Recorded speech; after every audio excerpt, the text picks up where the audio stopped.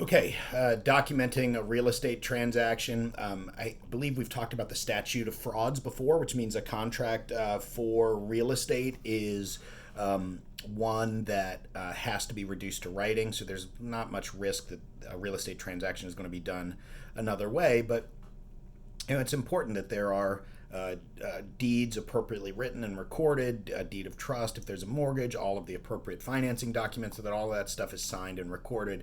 And then there's a settlement sheet that used to be called the HUD 1. It's now called the ALTA, or the American Land Title Association settlement sheet, that outlines all of the finances that are involved in the transaction. Okay. For a cash transaction, there's going to be a deed that's going to be recorded, and obviously a lot less paperwork that goes back and forth. If there's a sale where somebody is assuming the mortgage, that's going to require that that all of those documents are in place. And of course, if somebody is doing an owner financing where it's what we call like an installment contract or something like that, where the seller of the property says, all right, you don't have to go to the bank. You can just pay me over time, and then I will slowly release the house back to you.